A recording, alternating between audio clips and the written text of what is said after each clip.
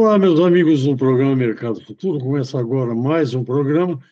Hoje vocês estão vendo ao meu lado aí, eu vou conversar com um amigo, ele é advogado, jovem, carioca, doutor André Passos, da Passos Estica Advogados Associados, é PSAA. E ele não parou de estudar, ele se formou na Universidade Estadual do Rio de Janeiro, conhecida como UERJ, mas aqui eu vou ler, vou copiar, colinha, né? Ele fez MBA de Financeiro de Mercado de Capitais pela MP Consultoria, Banco BBM, e LLM, que ele vai explicar, porque agora, já me falaram o que é o LLM, mas eu não me lembro. Em Direito Mercantil Financeiro de Capitais no IBMEC. Ele é professor de pós-graduação na Faculdade Getúlio Vargas, de pós, né? E também acho que essa atividade é voluntária. Ele é conselheiro da Beneficência Portuguesa. Acho que ali não tem salário. Não tem. É voluntariado puro, né? E é um barato. Voluntariado. Bom, o André já lançou 4 livros. Os 3 primeiros foram com outros autores. E esse que é o motivo dessa entrevista é solo, como eu chamo de solo. Chama-se... Peraí, cadê? Fugiu o nome aqui. Direito do agronegócio. Direito do agronegócio, gestão e sustentabilidade no campo. Consegui. Nem colar eu estou colando direito. É cumprido. E, entre outras coisas, o André fala que o livro, a ideia é abordar a cadeia ampla do agronegócio, entre outros temas, falar do produtor, pessoa física, CPF, pessoa jurídica, CNPJ, fala também recuperação judicial, serviços ambientais, CPRV, enfim. E o prefácio, só para concluir essa parte, foi feita pelo Fábio Matsuoka Mizumoto, da Harvard Agribusiness School e também da Mark Strat Group. Bom, e o André escreveu um negócio interessante ali na apresentação do livro. Esse livro se destina a vários públicos. Um deles é jornalista. Eu já comecei a dar risada, porque deve ser porque jornalista é especialista em generalidades. Ele não é um bom entendedor em assunto nenhum. Ele fala sobre muitas coisas, né? Então, deve ser um livro, a linguagem deve ser mais acessível. Só para passar a palavra para o André, eu já tenho alguns livros aí sobre direito, e o complicado que o que para vocês é muito óbvio, Lei 1.277, eu não vou falar, Lei 1000, parágrafo 3, inciso 4. Vocês já sabem o que é, mas o resto do mundo não sabe, né? Então, se o livro é uma linguagem mais acessível, eu acho que é uma boa. André, manda bala. Como é que foi? Como é que saiu esse livro? O que você pretende com ele? Legal, Hash. Bom, primeiro de tudo, uma honra, como sempre. Você sabe do carinho que eu tenho por você. Você sabe que a gente já esteve juntos para discutir os outros livros, né? Algum tempo atrás. Eu agradeço muito o jovem, né? Por conta desse lapso de tempo, enquanto eu, na época, aí sim ainda era um jovem, né? Advogado, um jovem professor, um jovem escritor. Você já era um baluarte do jornalismo, do agronegócio brasileiro, e hoje está aqui na sua frente, divulgando esse livro, para mim, é a realização de uma trajetória, porque estar na sua frente falando sobre isso corporifica uma série de questões, até porque, como você bem pontuou, o livro foi pensado para mudar um pouco essa relação de comunicação, né, do agronegócio com o público em geral, inclusive jornalistas, gestores, o homem do campo, o fazendeiro, o proprietário de terras, o executivo dos negócios na cadeia ampla do agronegócio, exatamente tentando seguir uma trilha e um caminho que você já seguiu há muito tempo e abriu clareira para todos nós virmos, né, com o seu trabalho, com a sua atuação, com a sua capacidade de transformar assuntos complexos, sempre mercado futuro, cotação de boi, cotação de soja, economia e etc., que você chama de generalidades, mas que eu chamo de uma cultura geral, ampla e restrita. Meu amigo, Sempre uma honra conversar com você. A recíproca é absolutamente verdadeira. Vamos lá, eu quero ouvir você, que é um especialista em agronegócio. Eu me lembrei, antes da gente começar a falar aqui, de um anúncio da Ordem dos Advogados do Brasil, não vou dizer plagiado, mas eles usaram uma boa ideia de um cartão de crédito. Eu posso falar o nome, não tenho rabo preso, do American Express. Era um selo que tinha nos carros, advogado, não sai de casa sem ele. E eu lembrei hoje, quando ia falar com você, dessa história. Olha, o importante, André, é falar, eu acho, muito obrigado pelas tuas palavras e tal, muito gentil da sua parte, mas o importante é falar o seguinte: seja urbano como eu, ou do campo, o homem do campo precisa conhecer bem as leis, porque elas estão cada dia mais abrangentes, mais complexas, e ele precisa ter alguém ou ter conhecimento para entender e deixar corretamente a sua propriedade. Eu acho que é por aí. É isso, Resch.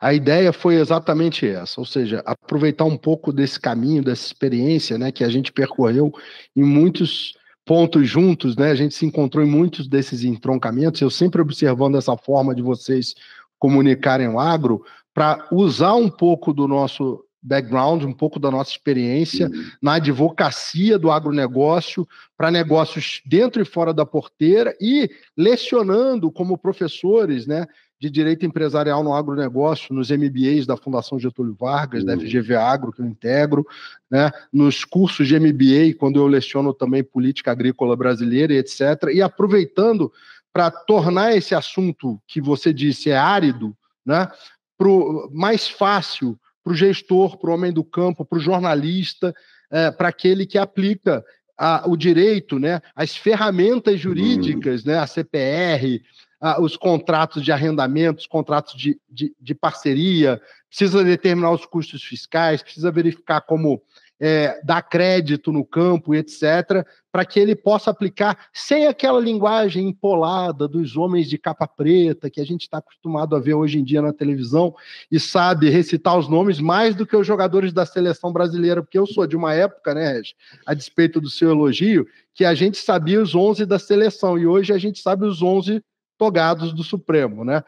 O Brasil mudou um pouco nesse sentido, mas apesar de sabermos os nomes, não entendemos muito, né, dos diálogos travados naquelas sessões, né, quilométricas, né, que são transmitidas ao vivo na TV Justiça, que a imprensa acompanha, etc. Então o livro vem trazer, a partir dos marcos regulatórios do agronegócio, né, que funcionam há muitos anos e vão bem obrigado, e exprimem políticas de Estado voltadas para o desenvolvimento do agronegócio brasileiro, você perpassa os marcos regulatórios para trazer as ferramentas de gestão no campo, trazer a conformidade para chegar, no final das contas, na sustentabilidade, né? Que é o next level, que é o próximo nível, que é onde o agronegócio brasileiro vai se diferenciar cada vez mais do agronegócio praticado em outras paragens pelo mundo, né? Nós temos uma legislação ambiental extremamente rígida, nós temos um cadastro ambiental rural,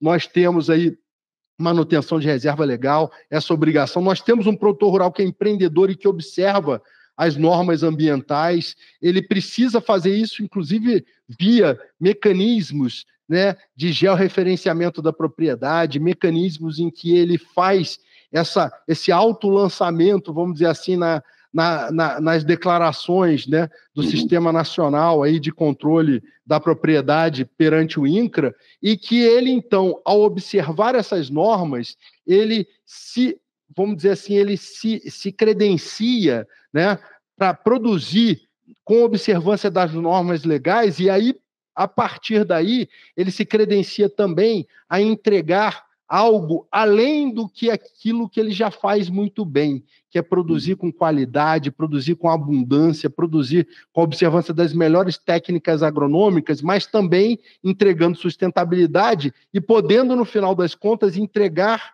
né, como um produto adicional, obtendo uma renda adicional, produtos agroambientais, né, que é a redução do impacto de gases do efeito estufa, a redução aí, a manutenção de matas ciliares, a manutenção da biodiversidade, tudo isso que está vindo hoje como uma necessidade, uma demanda do mundo, e que o Brasil não só tem capacidade de entregar comida, energia renovável e fibras, né, feitas a partir do agronegócio brasileiro, mas também esses produtos agroambientais que o mundo tanto quer, que o mundo tanto necessita, que o agronegócio brasileiro produza e entregue com qualidade, com competência, como nós já fazemos com todos os demais produtos agropecuários. Esses são temas que você trata no livro.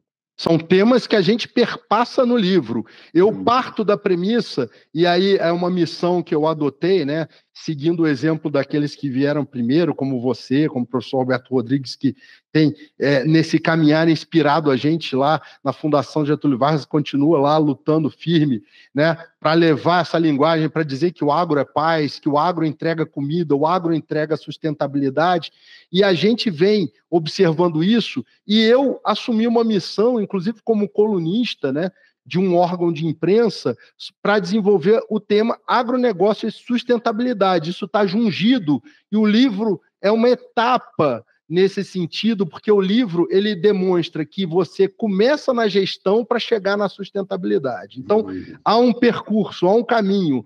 O Antônio Resch não se formou à toa, ele foi um foca, trabalhou numa redação, foi apresentador dos principais jornais do agronegócio, e hoje ele tem um programa que é, né, um programa que todo mundo conhece, Mercado Futuro, a linguagem do Resch todo mundo conhece, ele tem uma assinatura própria, e isso foi se formando no tempo.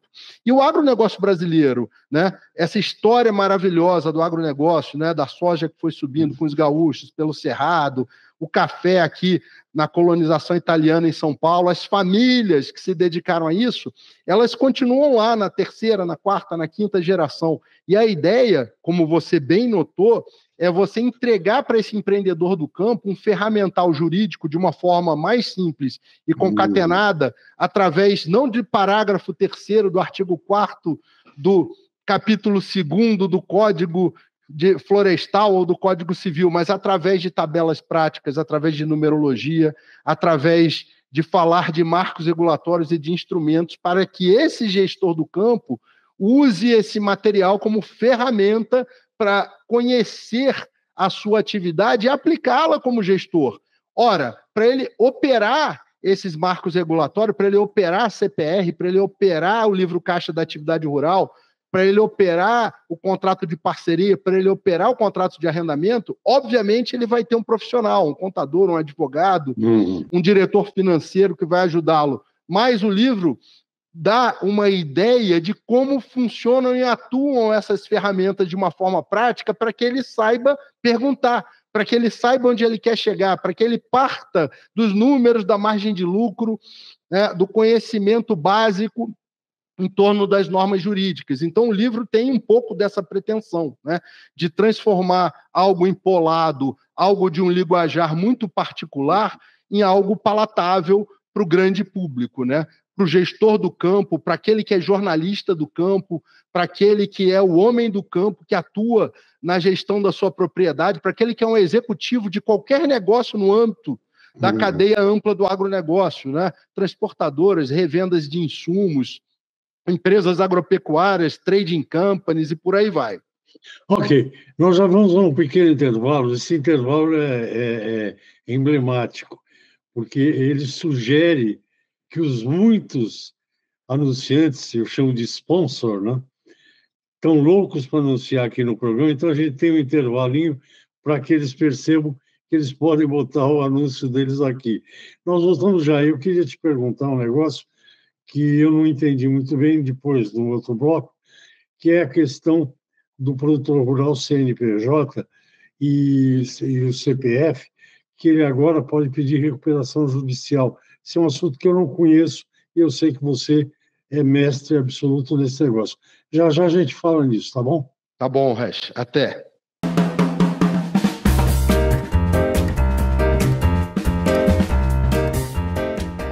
Bom, Bom, gente, estamos de volta ao programa Mercado Futuro. Eu converso com o doutor André Passos. E antes do intervalo, eu perguntei um negócio que eu acho que interessa para muita gente, que é aquela história do CPF, né? Pessoa física e pessoa jurídica. Agora parece que pessoa física, ou seja, um proprietário de uma fazenda, tem direito à recuperação judicial. Como é que é isso, André? Explica aí. Hash, bom, ó, primeiro de tudo, deixa eu dar um jabazinho aqui, ó, o livro tá aqui, tá, pessoal? Tá aqui, essa corzinha aqui, essa capinha, ele tá disponível na Amazon, é só entrar lá no Amazon, né, www.amazon.com.br, tem a modalidade, estamos ficando moderninho, viu, Hash? Tem o livro digital e tem o livro físico, né, para quem...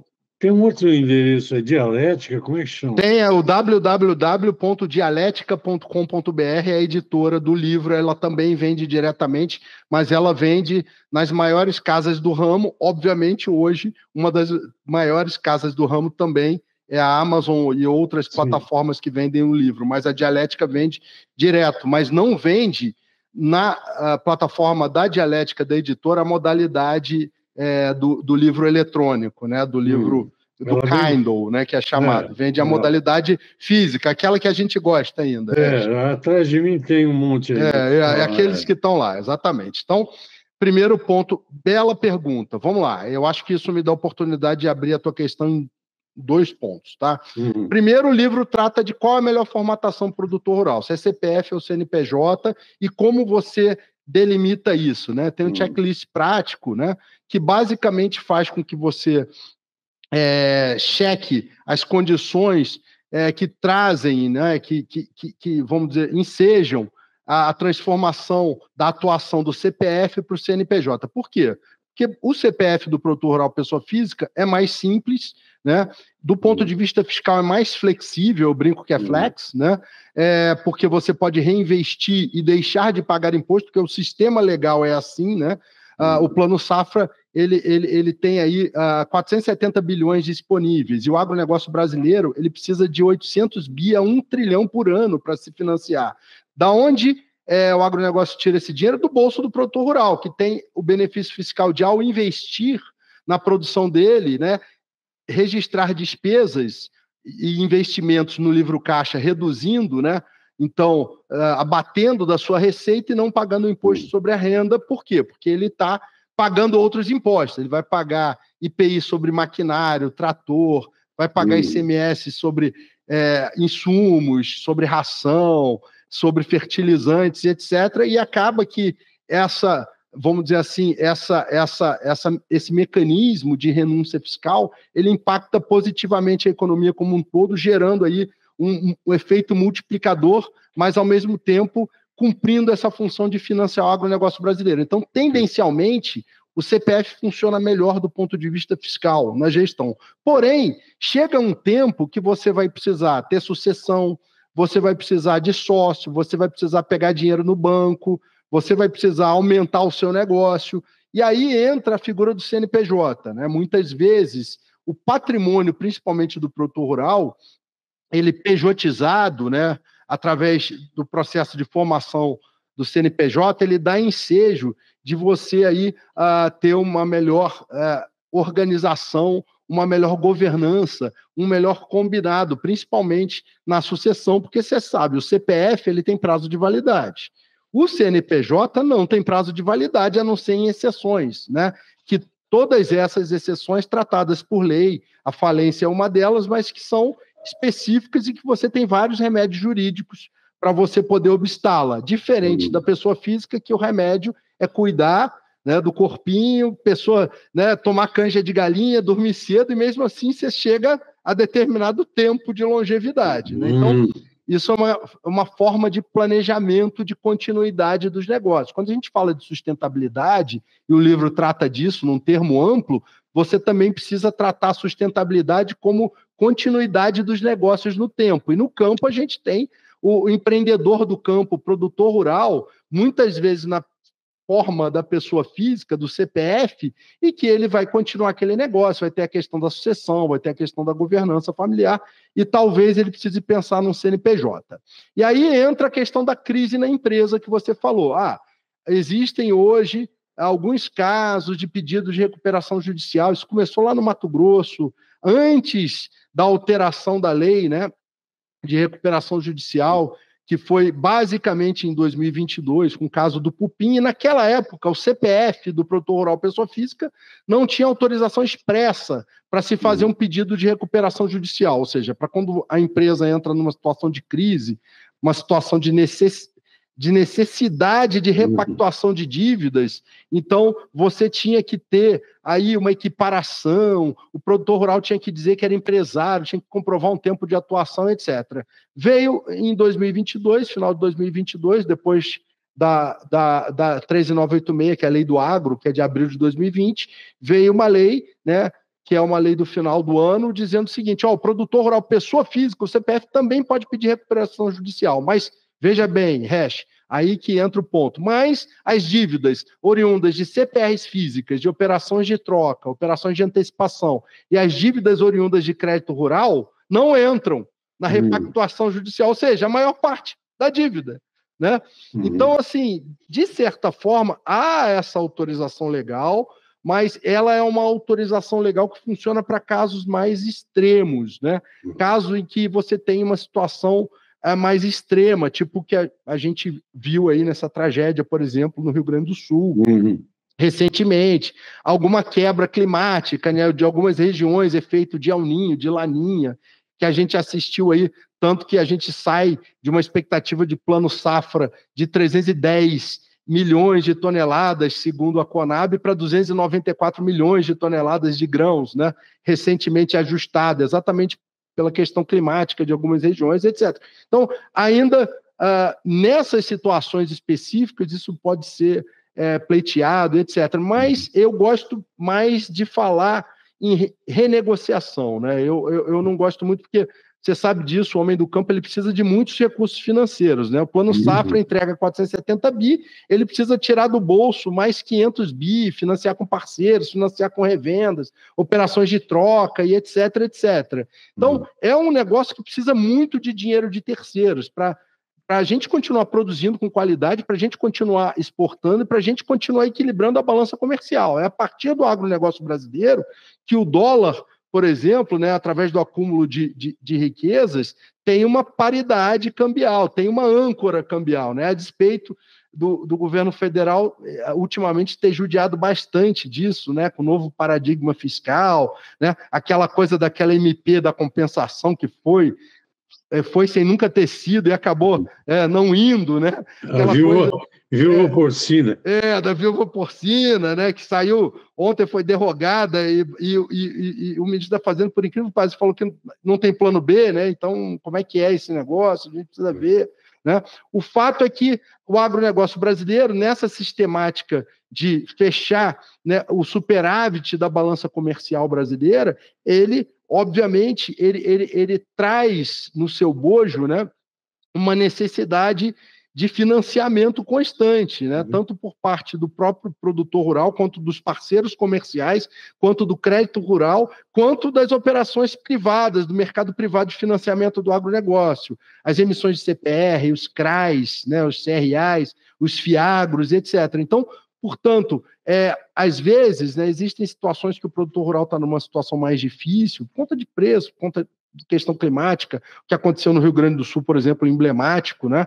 Porém, talvez, né, valha mais a pena ele recorrer a uma renegociação, uma mediação, né, para tratar do assunto, etc., do que ele simplesmente ir lá contratar um advogado e entrar com um processo de recuperação judicial. Nessa brincadeira, ele pode sair machucado, ele pode ficar sem crédito no mercado, e só quem vai ganhar dinheiro nessas situações, muitas vezes, é o assessor que propôs a recuperação judicial, enfim. Então, eu tenho um pouco de cuidado ao tratar desse tema, mas é uma possibilidade jurídica existente desde o final do ano de 2021, vigente a partir de 2022. Ok, nós vamos para mais um intervalinho, passa rápido, né, o negócio aqui.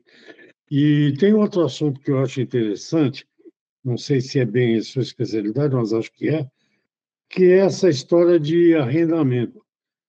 Se você pudesse, daqui a pouquinho, depois do intervalo, explicar um pouco como é que funciona a parte legal do arrendamento, porque é um assunto, por exemplo, eu fiquei sabendo, circulou a notícia, que muito provavelmente, quando o preço da soja está melhorando, mas quando estava a menos de R$ 100 a saca, o que dizia-se no mercado é o seguinte, que muito da soja produzida no Mato Grosso e em outros locais eram em áreas arrendadas.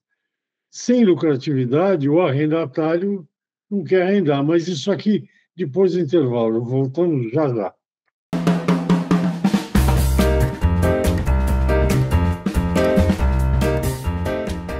Ok, estou de volta ao programa Mercado Futuro. Só um lembrete para você já sabe, mas enfim, o programa Mercado Futuro, essa entrevista que era um pouco mais longa, mas todo dia tem um boletim, um comentário.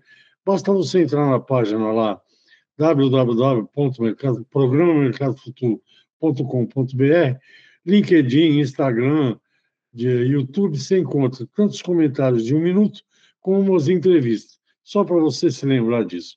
Eu converso hoje com o doutor André Passos, acaba de lançar o livro, vamos ver se agora eu acho o nome do livro aqui. Direito do Agronegócio, Gestão e Sustentabilidade no Campo. Esse é o livro que ele está fazendo o lançamento, vai lançar na Exalc, lá na PSEG, do professor Pedro, vai lançar no Rio de Janeiro, enfim. Aí, você pode entrar na Amazon, você encontra o livro, se você está interessado nesse assunto. André, antes do intervalo, eu tinha falado de arrendamento, mas tem vários assuntos que eu queria falar e nós temos 10 minutos, que é a questão de CPR verde e serviço ambiental. Começa com o arrendamento e a gente vê o que dá tempo aí. Legal. Juridicamente, o arrendamento, como é que funciona? Então, Resch, o arrendamento ou parceria também, uma parte do livro trata disso, né? Utilizar o arrendamento ou parceria, né? Você perguntou se a gente lida, está aqui no livro, né? Porque a gente parte dos marcos regulatórios, né? E os marcos regulatórios estruturais, o Estatuto da Terra traz esses dois tipos de contrato. E aí, na parte da gestão e conformidade, né, a gente trata do comparativo. Então, invariavelmente, juridicamente, né, o arrendamento é um contrato de aluguel da terra, enquanto que a parceria ele se assemelha a um contrato de sociedade, ou seja, as duas partes concorrem e dividem o resultado, né? Em situações de maior estresse, que é uma situação que a gente estava conversando em off aqui, antes de começar, que você teve notícias, que você colocou do Mato Grosso, etc., em situações de maior estresse, a tendência é que quando você é um produtor que arrenda a terra, se você está com uma margem mais apertada, você acaba não tendo dinheiro para fazer o custeio e reinvestimento, não obtendo o crédito necessário para isso, etc., na terra arrendada, e acaba deixando aquela terra, os tratos daquela terra, etc., numa situação mais difícil. A ideia, em termos gerais, até por conta da natureza dos contratos, é que quando você precisa partilhar riscos, você utiliza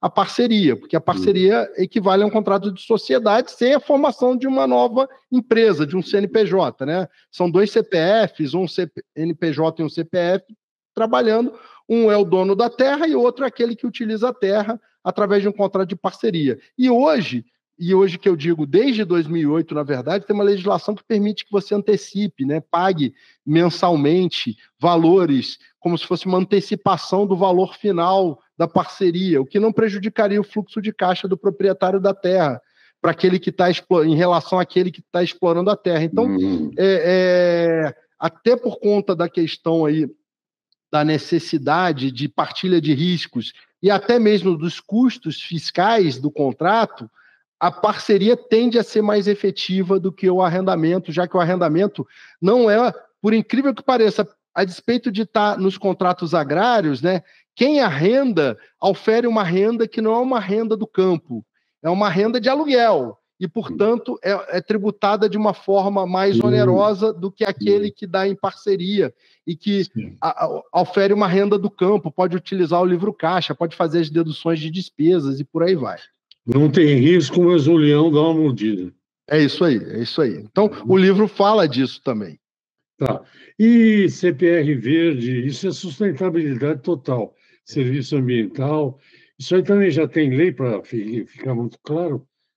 Tem. A grande diferença é o seguinte, o PSA, né, o Programa de Serviços Ambientais, é mais amplo, ou seja, qualquer indivíduo, qualquer coletivo, né, que está na moda falar, qualquer ONG, qualquer agrupamento de pessoas, né, de povos tradicionais, etc., que prestarem algum tipo de serviço ambiental pode ser remunerado, não só em dinheiro, como em serviços, como investimentos, etc., montar uma escola e etc. Então, o PSA é mais amplo.